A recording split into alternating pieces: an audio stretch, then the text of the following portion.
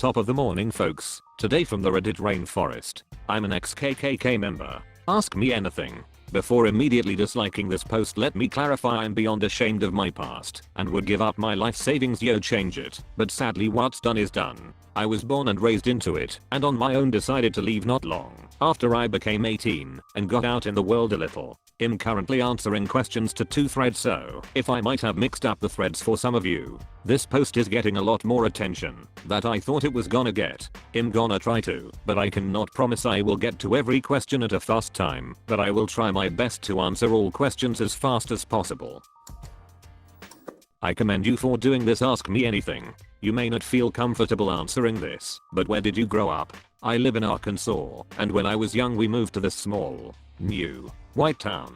We got a flyer in our mailbox encouraging us to join the local KKK, but my parents shut that down with a quickness. I actually grew up in Utah, surprisingly. I know that's not the most stereotypical state for KKK members. My parents were Mormon and KKK members. They never told the other members that they were Mormon. Did you know of any local PD/sheriff/state police that were in your particular organization? Yes, but they all kept it secret from their department. How much could you even see through the mask, and was the weird costume comfortable? I'm a lucky you not. We had a conversation one time similar to that scene on Django Unchained. It was difficult to see through them because they were sized wrong, and so it was difficult to line your eyes up with the holes. The conversation was not as exaggerated as it was in the movie, but there actually was a little bit of tension and anger. When I watched Django Unchained I absolutely died laughing at that scene. Comfort wise, no, they are not comfortable, but they are not uncomfortable enough for you to notice for very long, unless you're thinking about it. Nothing felt better than the day I left and burnt that Methodika to ashes. I'm surprised you actually wore those costumes. I thought the KKK would now be more subtle, never in public, usually in the woods or something away from society. What's your plan now? To accumulate wealth through investing in businesses, so that one day I can help as many people as possible. What was the best thing about being a part of such a horrible group? I mean, basically, there must be something that people find in it or no one would be members anymore. Like, why are people still in it / joining it, and how can society offer them that thing elsewhere? It is nice having a community that has your back at all times. People typically join it either because they were raised into it, the most common reason, or because they simply agree with the evil beliefs that the KKK has. Thanks for the response. I wonder how people could find that same sense of community in a better place, or how to help through education, like how you realized how toxic the mindset is just by having a conversation with someone of another race. Maybe some sort of mandatory best buddies program with minorities. Rehab for racists. Honestly, I do not think getting rid of the KKK is a high priority. That sounds bad, but it's important to remember that a very small percentage of society are KKK, and compared to other things they just are not worth wasting our resources on. Did you go to meetings? If so, what were they like? What did you do or discussed? Sometimes, most of it was legal stuff, protesting anti-discrimination laws, etc. In our meetings we typically were just discussing what we could do to slow it all down. Thanks for answering. I actually have some more. At what age did you start going to meetings and being an active member of the KKK? Was there a minimum age, or were you always around as a kid? Did you go to protests? I never went to a protest. I started going when I was 15. As far as I know there is not a minimum age, at least in my particular community.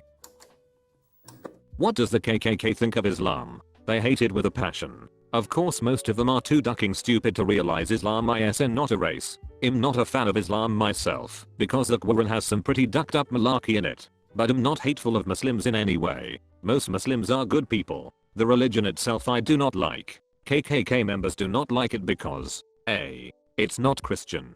B. Muslims are a race is not wht.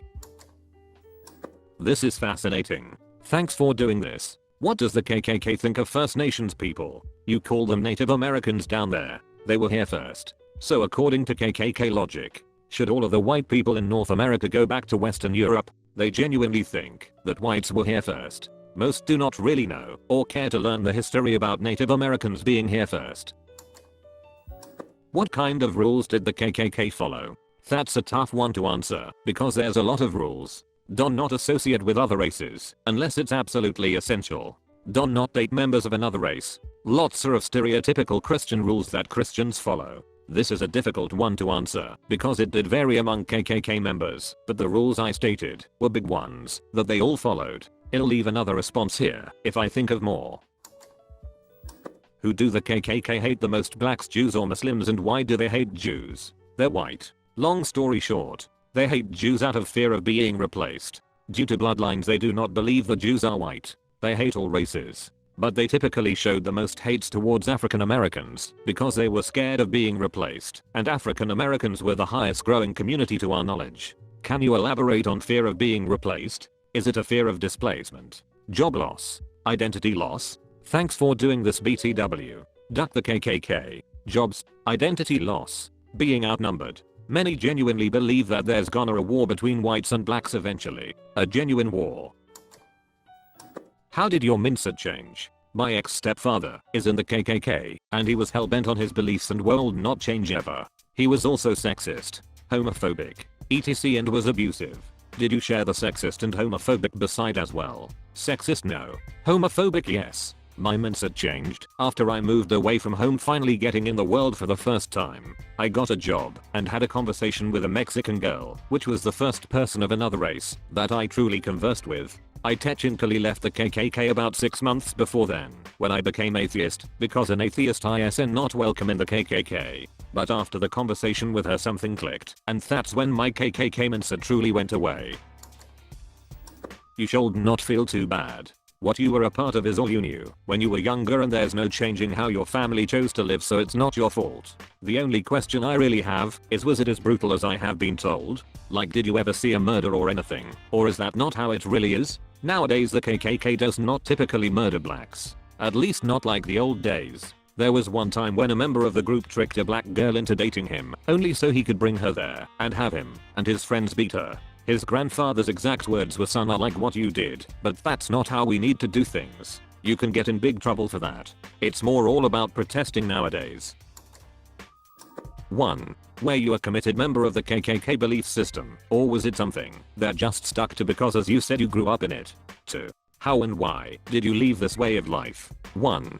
I would not say I was committed. I would more argue that I just never really questioned it or thought otherwise. 2. I left KKK not long after moving out of my parents' house. I was working at a movie theater and had a coworker who I talked to. At first I was uncomfortable, but a few minutes into the conversation something clicked in me. I used to be religious, and I technically left the KKK after becoming atheist because the KKK does not like atheists. But my racist mindset still stuck. I truly abandoned that mindset after my conversation with someone of another race. What was the reaction of the KKK members when they were obligated to receive help from a black person, like a medic, firefighter, etc.? I always had that doubt. They actually did acknowledge that, if the interaction was essential, that it's okay to interact with a member of another race. Would you say most of the Klansmen you met genuinely believed they were superior, or that they just went along with because they were raised into that kind of life, or for some other reason? Thanks for this, Ask Me Anything. That's a tough one. Their behavior clearly showed that they believed they were superior, but when talking about it, especially to non-Klansmen, they acted as if they viewed themselves as equals, and they simply think that a society is meant to have members of the same race living in it. Are you still in contact with your parents? Do you think it's possible to change their mindsets? How kind of things did the members tell you about other races? My mom kind of changed her mindset, but she contributed to such a miserable childhood for me that I can never be around her without feeling resentment. I have nothing to do with her today.